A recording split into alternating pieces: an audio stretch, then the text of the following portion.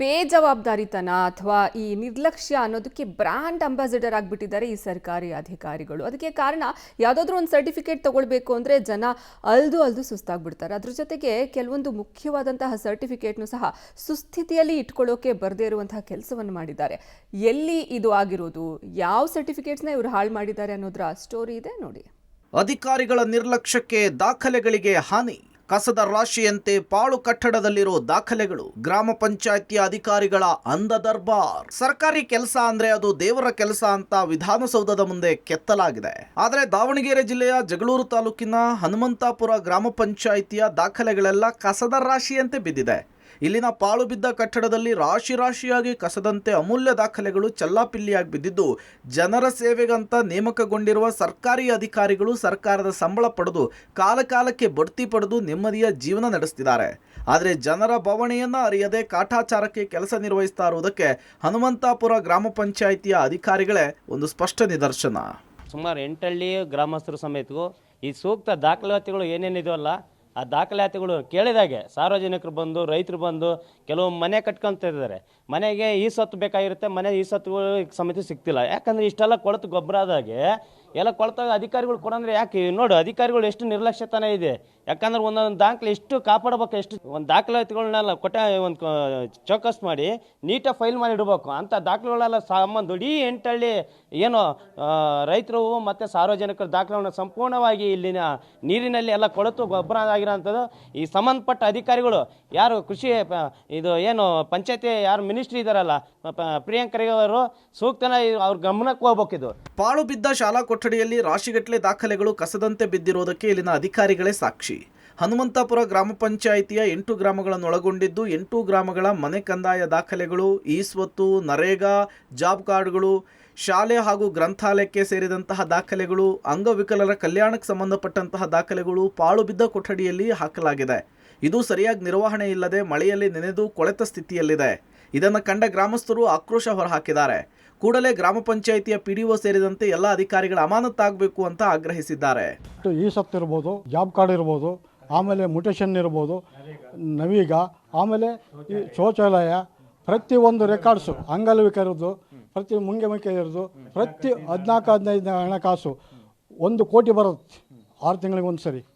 ಅದನ್ನು ದುರುಪಯೋಗ ಮಾಡ್ಕೊಂಡು ಒಂದು ಕಾಮಗಾರಿಕೆ ನಡೆದಿಲ್ಲ ಊರಲ್ಲಿ. ಆಮೇಲೆ ಏನಾದ್ರು ಕೇಳಿದರೆ ರೌಡಿ ಜಂಪ್ ಮಾಡೋದು, ನಮ್ಮಂಥರ ಏನಾದ್ರು ಕೇಳಿದರೆ ಪಂಚಾಯತಿಗೆ ರೌಡಿ ಜಂಪ್ ಮಾಡೋದು, ಹೊಡಿಯೋದು, ಬಡಿಸೋದು. ಅಲ್ಲಿ ನಾವು ಎಲ್ಲಿ ಸಿಕ್ತಾಗಿ ಈ ರೀತಿ ರೌಡಿ ಜಂಪ್ ಮಾಡ್ತಾರೆ ಈ ಪಂಚಾಯತಿಗೆ. ದಾಖಲೆ ಕೊಡ್ತಾ ಇಲ್ಲ. ನಾವು ಕೇಳಿದರೆ ಕಡ್ತನ ಯಾವ ದಾಖಲಾತಿ ಕೇಳಿದರೂ ಕೊಡ್ತಿಲ್ಲ. ಪಂಚಾಯತಿ ಎಲ್ಲ ರೌಡಿಗಳು ಬಿಡ್ತಾರೆ, ಹೊಡೆಯೋದು, ಬಡಿಯೋದು, ಇದು ಮಾಡಿ ಈ ಪಂಚಾಯತಿ ಒಳಗೆ ನಮಗೆ ಭಾರಿ ನಷ್ಟ ಆಗಿದೆ. ಇನ್ನು ಸ್ಥಳೀಯ ಸಂಸ್ಥೆಗಳು ಗ್ರಾಮಾಂತರ ಜನರ ಜೀವದ ಒಂದು ಅಂಗವಾಗಿದೆ. ಅದರಲ್ಲಿ ಅವರಿಗೆ ಸಂಬಂಧಿಸಿದ ಮಹತ್ವದ ದಾಖಲೆಗಳು ಕೂಡ ಸಂಗ್ರಹವಾಗಿರುತ್ತೆ. 5-6 ದಶಕಗಳ ದಾಖಲೆ ಬೇಕು ಅಂದರೂ ಕೂಡ ಮೊದಲು ಭೇಟಿ ಕೊಡೋದೇ ಗ್ರಾಮ ಪಂಚಾಯಿತಿಗೆ. ಹೀಗಿರುವಾಗ ಹನುಮಂತಾಪುರ ಗ್ರಾಮ ಪಂಚಾಯಿತಿಯಲ್ಲಿ ಇಷ್ಟು ಅವ್ಯವಸ್ಥೆಯಿಂದ ದಾಖಲೆಗಳನ್ನು ಇಟ್ಟಿದ್ದಾರೆ. ನೀರಿನಲ್ಲಿ ನೆಂದು ಹಾಳಾಗ್ತಿದೆ. ಇನ್ನು ಕೆಲವೊಂದು ದಾಖಲೆಗಳು ಗೊಬ್ಬರ ಆಗಿಬಿಟ್ಟಿದೆ.